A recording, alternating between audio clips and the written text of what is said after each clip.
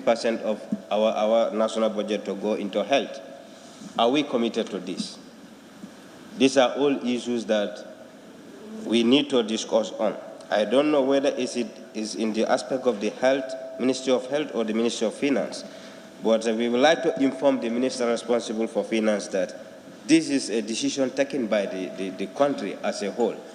I know that you, as a ministry, you normally, ministries do normally come with their budget, and you have your ceilings, depending on the nature of our economy. But we want to re-echo this, that we want priority to be given to health, because we signed protocols that we're going to respect those protocols as a nation. Because if you look at it, the health budget, the amount that we have in 2019 and in 2019 comparing to 2020, if you look at the difference, there is minus 49,333,000. So this is a huge gap, and I think we need to fill this gap in order to meet what we owe to other countries or organizations. Honorable Speaker, if we go to page 21, youth and sport. Honorable Speaker, it is a nightmare and very shameful, sorry to say. But if you look at it, the junk part of this economy, the fund, the loans, the grants, the donors that we get from outside funding, outside sources, came here in the name of the youth. The member for Nyamina East spoke about it. But look at the percentage rate given to the youth in this budget. We have NEDI here. We have National Sport Council. We have NYSS here. We have National Youth Council. Most of these institutions, subvented institutions of the youth, we are renting. They don't even have a place called Home of the Youth. And we say that we want to encourage youth. This is a government that we want youth to see that this is a government of the youth. And all the political parties in this country, when you look at their manifesto, the first thing that you will see at the heart of that manifesto is the youth, programs of the youth. People should be realistic. Holistically, we have to be realistic. What are we doing here? If you look at it, I don't know whether this could be at the bilateral stage between the Ministry of Youth and Sport and the Finance, but what we want to inform the Honorable Minister responsible for finances, this house belongs to the youths.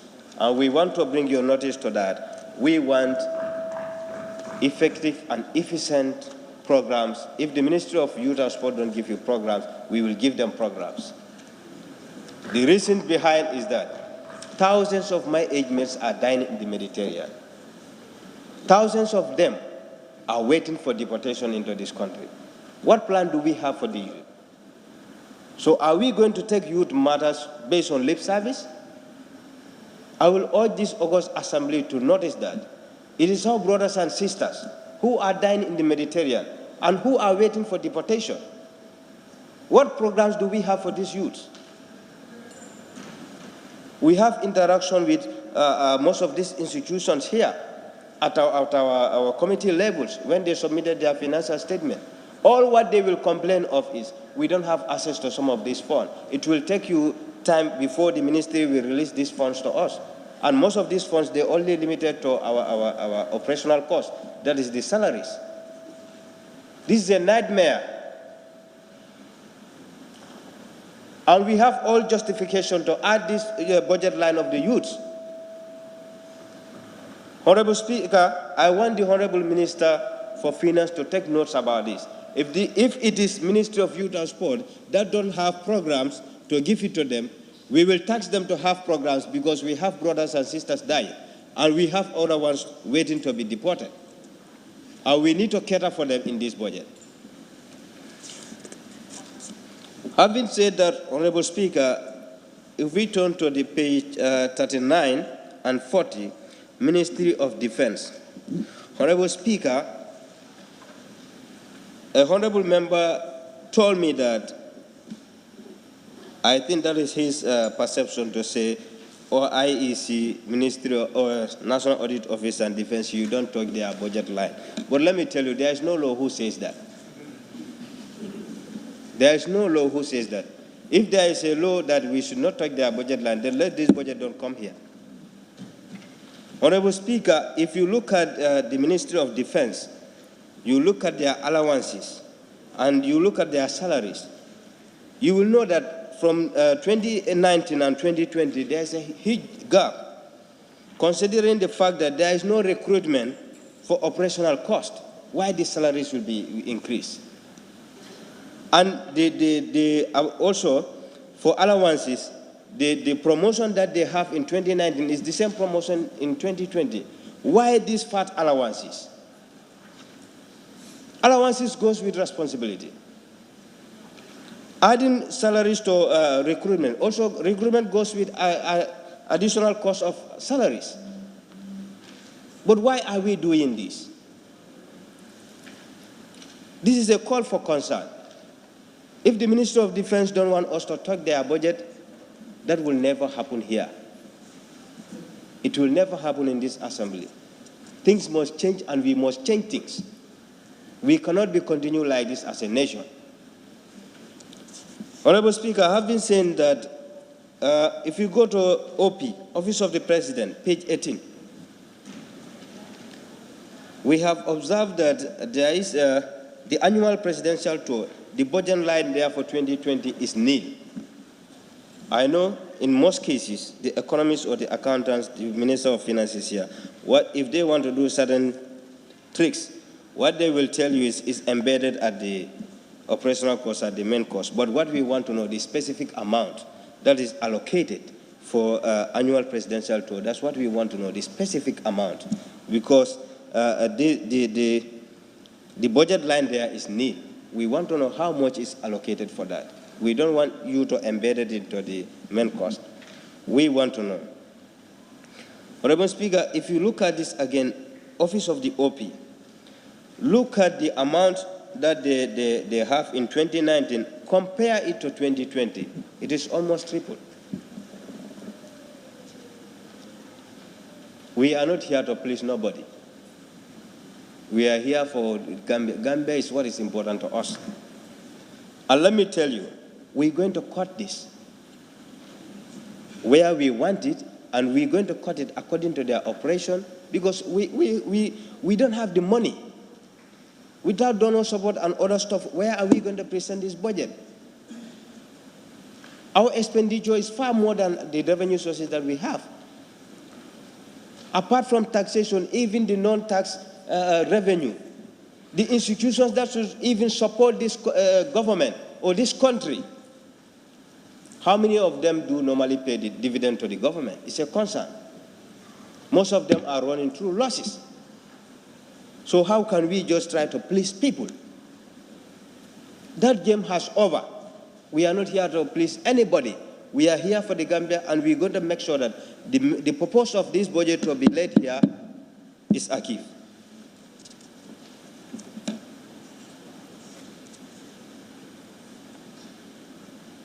And also, if you go to the workforce budget, I have seen it there that acting allowances. This reminds me of the famous centralized services and contingents fund. This is where people normally do window dressing in accounting. But we would like to know, we don't want any acting thing. We want to know the realistic. We are not an antagonist to anybody or any office, but what we want is things to be realistic. Honorable Speaker, we want the minister to make this thing clear to us, acting allowances, and also these professional allowances. People were given jobs based on professionalism. Why these professional allowances? There are teachers here. There are doctors working at other different fields, which is not even their profession, the line that they study. We must sacrifice to make sure that we push this country forward. But if we want to say that, no, this is my entitlement, I am entitled to this, we are going nowhere. We must forgo certain things and see the country. These acting allowances, professional allowances, and other stuff should be wiped out from the budget, because we know the type of budget we have. We don't even have balanced budget. I don't see any country in this world who will say that yes, we have a surplus budget. If it is there, it is not more than 3. In fact, we are not even deficit. If there is another name different from deficit, that's what we will use.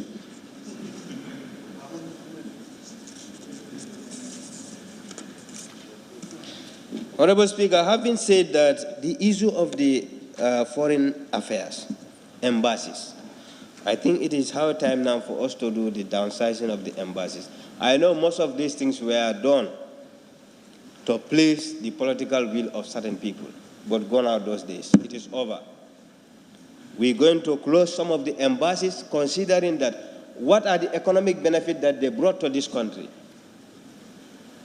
And also, what are the political gain that we do got from them? So we cannot just open embassies from one place to another like that. They will incur cost on us. And we have to do away with that. So I think the downsizing of the embassies, I am happy that the Kerr is listening to me.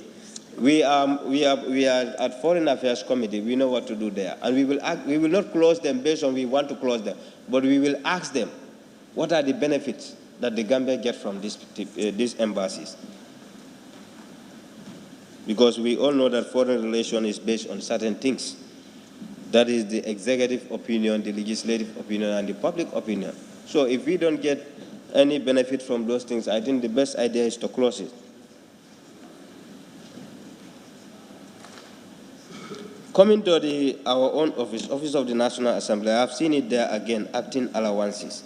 So I don't know which acting allowances is this. If the Honorable Minister for Finance can make this portion clear for us, acting allowances. Who is acting?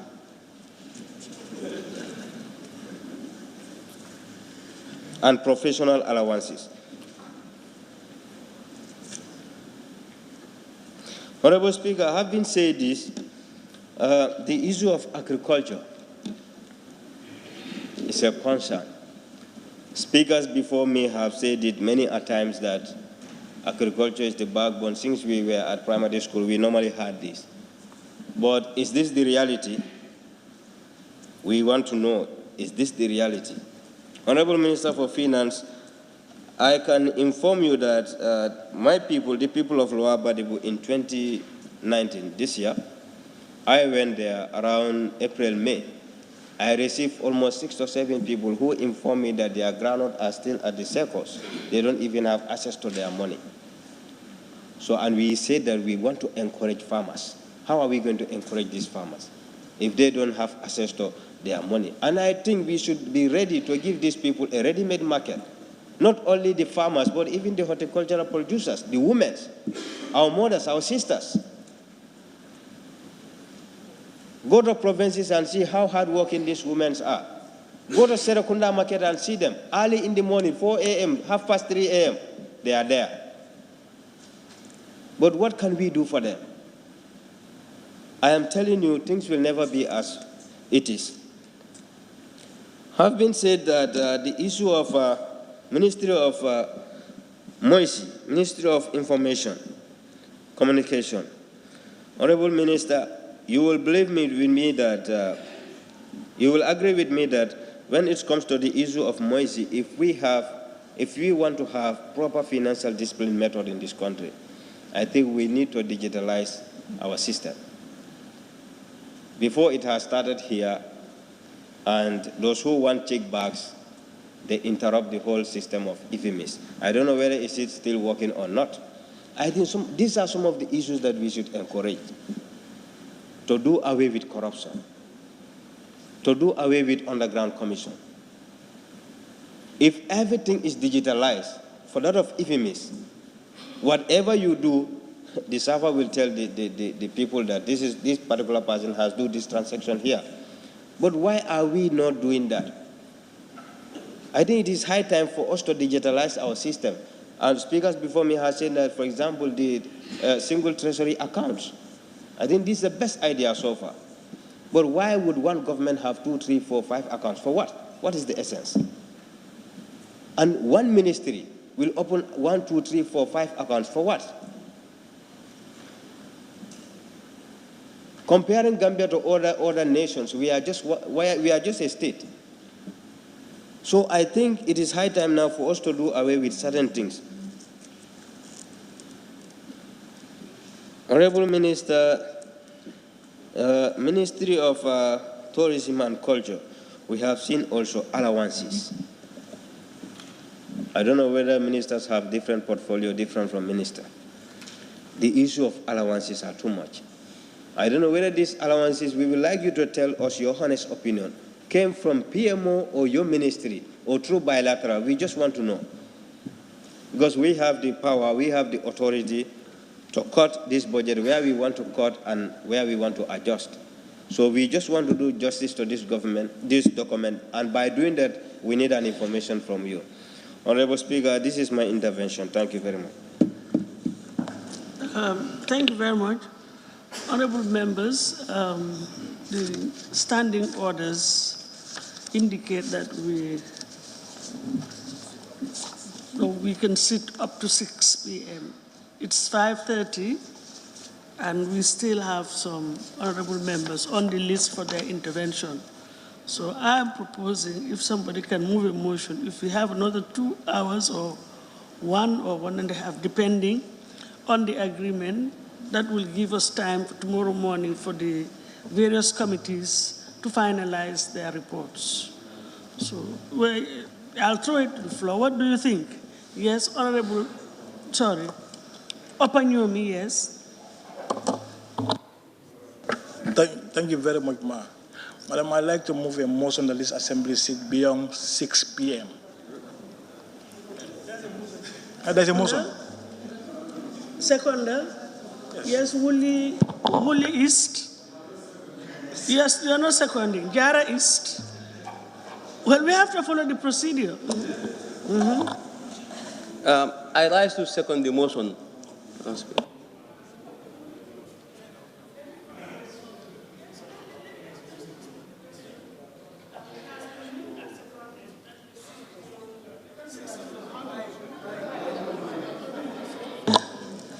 It has been moved and seconded that we sit beyond 6 o'clock. Those in favor, please say aye. Those not in favor, please say no. So then we will, no, I mean, it was a proposal, so we will adjourn at 6 o'clock. It's as simple as that. I mean, there is no need to hiss about it. I mean, yes, so people leave these chambers when we are sitting.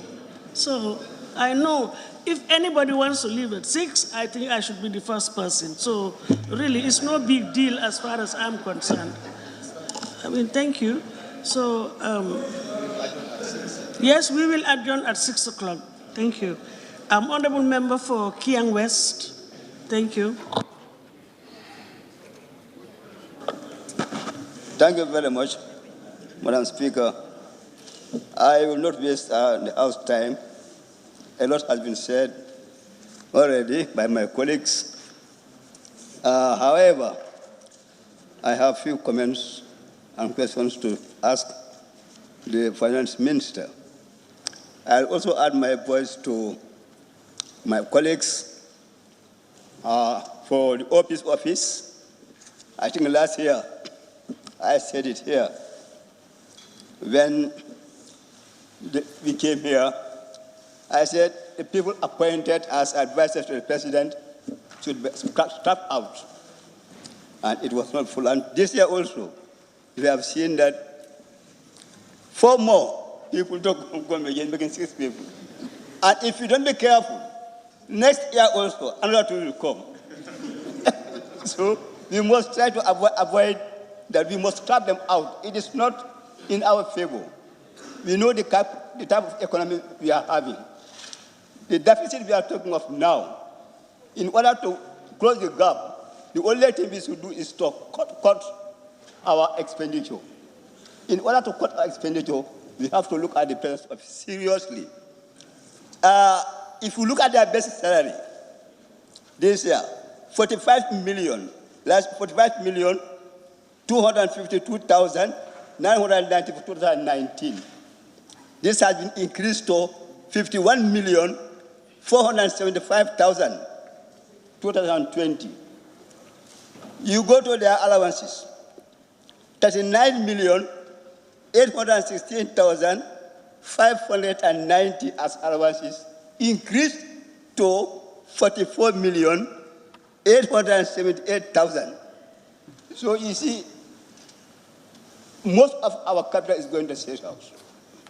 And we must look at that also. Again, if you look at the communication units of the OP, in 2019, there was no allocation for it. This year, there's an allocation of $1 million this year. You go from there, operation cost, 2019, it was still existing. This year, $550,000. So the Minister of Finance will explain to us what is happening.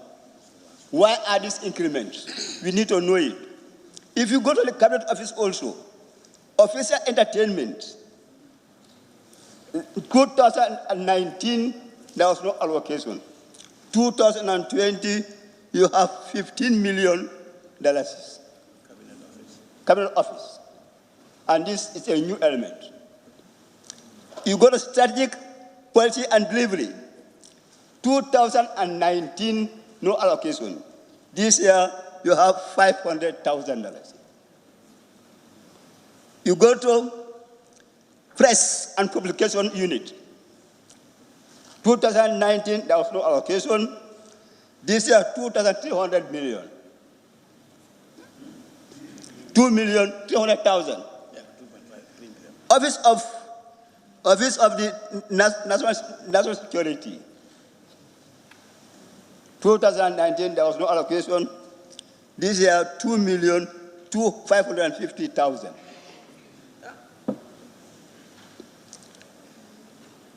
State Guard Battalion, 2019, there was no allocation. This year, you have $1,400,000. So these are things the Minister of Finance should explain to us. Why this increment? Why these allocations? Apart from that, if you go to defense, let me see. I don't know whether it is by mistake or so. Transport allowance here, 12,200 in 2019. In 2020, 1,386,000. That's vastly different. I don't know whether it is out of mistake or so. Yes, transport allowance. Again, you have some other allowances, civil servant special allowance, special skills allowance, and telecommunication allowance. These are also new elements in the defense ministry. You have 213,513 for civil service skill allowance. All these are new elements in defense. So in short, Madam Speaker, I don't need to waste the time. I think my committee yesterday has done a good job. And on Friday, at the committee stage, we will present and we have to cut some of the expenditures we came across during our meeting. One thing I also want to advocate for, that is the school feeding program, education. This unit is given 90,000 last year, 90 million last year. This year, I'm advocating that we increase it for them, because school feeding program is a very important issue for the schools, for our children. Our children don't need to be hungry and go to school. They need to feed themselves, go to school. So therefore, I advocate, and I even talk to my committee. I would like my other colleagues to support me so that this allocation can be increased. I beg to move. Thank you. Thank you. Honorable Member for Yara East. Madam, thank you very much for giving me the floor. I will be very brief in my intervention since time is not our best ally. Madam Speaker, I want to thank the Honorable Minister for Finance and Economic Affairs for fulfilling this important constitutional provision, that is Section 152. Madam Speaker, when expenditure outweighs revenue, in simple terms, that's what we call budget deficit, or when spending outweighs that of revenue, that is our situation. We are running a deficit budget. And there are lessons to be learned, Madam Speaker. What the budget is telling us, in simple terms, is for us to quote our code according to our size. Because the financial muscle is lacking. Madam Speaker, but this lesson is not had by OP. The lesson is not learned by OP, Office of the President. With permission, Madam Speaker, for example, the total projected expenditure of the Gambia for the fiscal year 2020 is in the neighborhood of 30.04 billion, while the projected revenue is in the neighborhood of 24.47 billion. Madam Speaker, we all know that it does not require much intelligence to know that the country is running a deficit budget. So there is need for us to reduce our spending spree. Madam Speaker, with deficit budget, we must brace up as a country for inflation, higher taxes, increased borrowing, higher debt interest payment, and increased interest rates. These are some of the disadvantages. But I wonder if OP is worried, because this is a worrisome situation. With this budget, the OP, after having 4 advisors, is now calling for 6. Madam Speaker, I think there is need for us to subject ourselves to physical discipline, because that is the only way forward that this country will move forward in terms of development in leaps and bounds. Too much financial maleficence will not take us anywhere. So there is need for us to know the way and manner we are spending our meager resources. As a country, we are not endowed with the minerals that other countries are endowed with.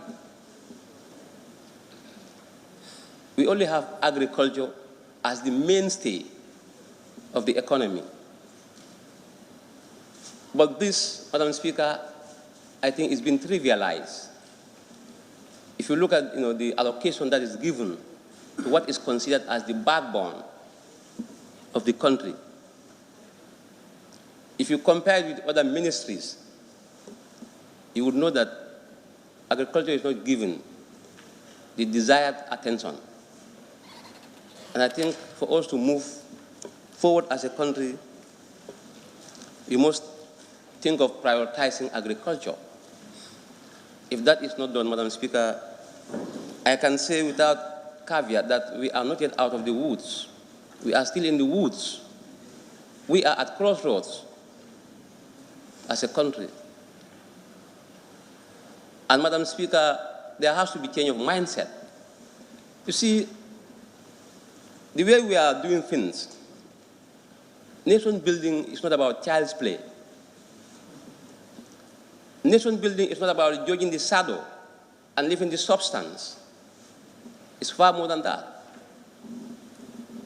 And nation building is not about engaging in an exercise of futility.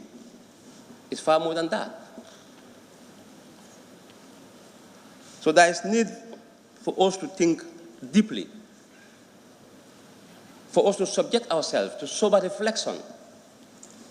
We have a constituent that we are representing. And the long and short of National Assembly members is to transform the fantasies of our people into realities. That is the alpha and omega of our work. And come Friday, I'm sure that will be amply demonstrated here. Because my committee, that is Environment, Sustainable Development and NGO Affairs, have done a good job. We are engaged in cutting and testing.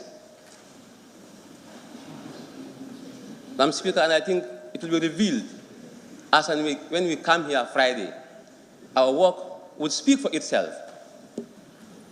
And I want to thank my members for a job well done. It's about nation building.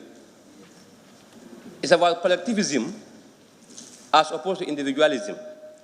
Madam Speaker, owing to the limited time at my disposal, I will just put my intervention in a nutshell, and thank you very much for giving me the permission to express my opinion in this August gathering.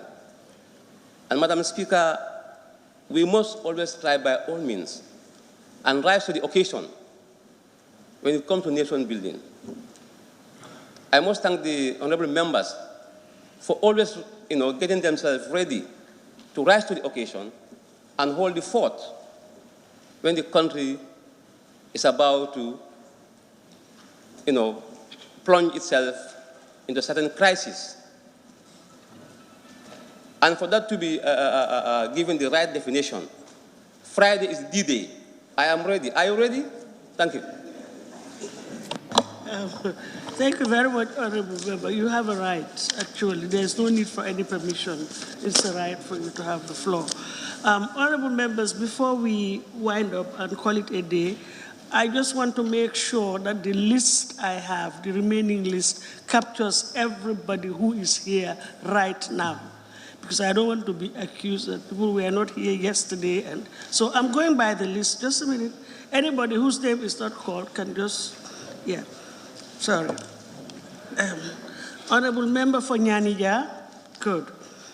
Upper Fuladu, yes. Jimara is gone, good, I'll question mark him. Birkama South, yes. Old Yundum, he's here. He just stepped out, okay. Fonyi Bondali, she's not been here. Sane Mentereng, yes. Serekunda West, it's not here. Tumana, no, Tumana is here, I do. Central Badibu, yes. Fonyi Jarol, yes. Have I omitted anybody? Yes. Yes, just a second, we'll come. Lower Salum, yes, good.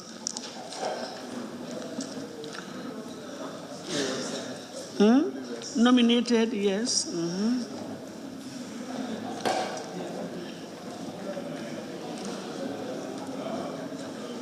And also Honorable Gassama. Yes. Woolly West, yes. Any more? Oh, I did not know. Bundung Kakunda, you are here? Yes, Bundung. No, don't cry. No, Bundung Kakunda, you are here. Just a second. Yes, Bundung Kakunda. Oh, yes, maybe. It's human to err, isn't it? Yes. Kiang is? Okay, Bundung Kakunda, I'll put you.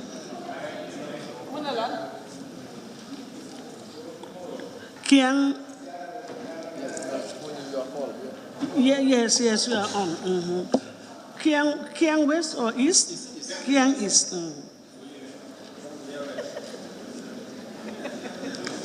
Well, Fonyi Bondali, I question marked you because I thought that you had gone. But I'll remove it. Thank you.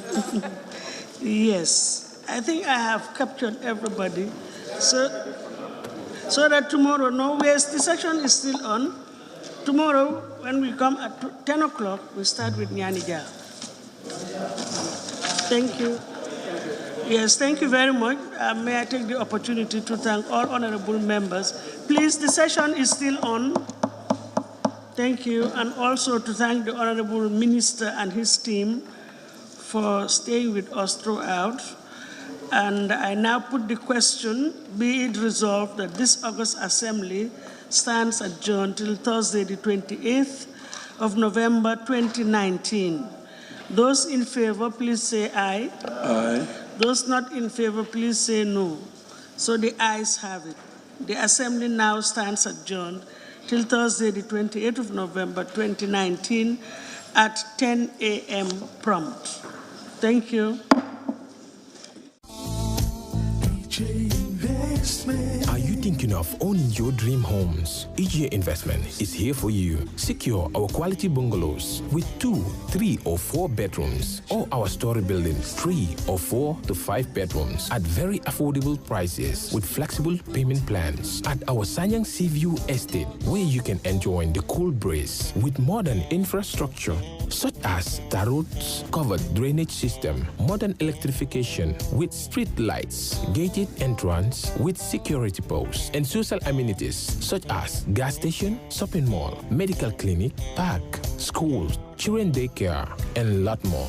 Our dedicated team of professionals will keep the estate clean at all times, provide security and patrol team within the estate premises, install latest technologies such as CCTV, Wi-Fi, home network installation, solar panel, and power backup system. Also, check out for our additional home facilities and interior design service such as premium tiling, wall plaster, home landscape, fingerprint home lock, and a lot more. Visit our office at Senegambia Kololi Highway and get a free site visit tour, or contact us on 4464-838. WhatsApp us on 3259220. Or you can visit our Facebook page or Instagram on EJ Investments. EJ Investments, we are first in properties.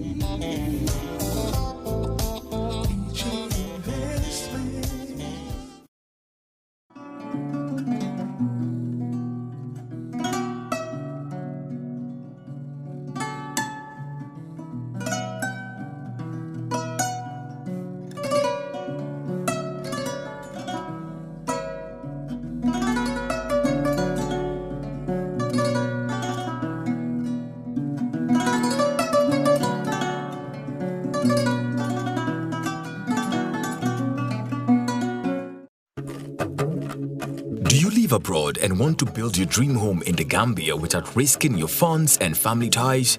Do you want a household name that is trustworthy and efficient? A name that will continue to give you updates on the project from the beginning to the very end with videos and pictures? If your answer is yes, then worry no more. Boss Construction and Asset Management is here for you. If you live outside the Gambia and want to build your dream home, then this is ideal for you. Just reach out to Boss Construction and let's start building the dream home into a reality. With Boss Construction, the difference is clear. We give you value for money. Some of our services includes the following: construction management, building equipment rentals, rent management, purchase and leasing, asset management, and many more. For more information, please contact 282-4945. Better still, send us an email, bossgambia@gmail.com, or you can also visit our website on www.bossgambia.com. Boss Construction, a name you can trust. Boss Construction and Asset Management, keeping families together.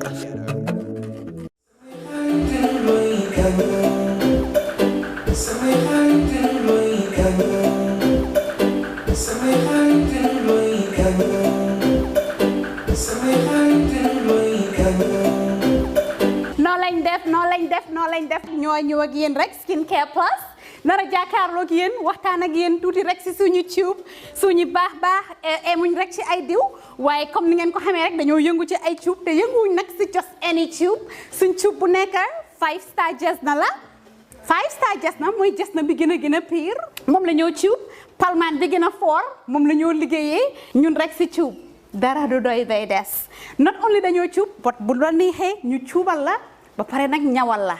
We're not all about skin. We are skin, care, and the plus does come in so many different ways.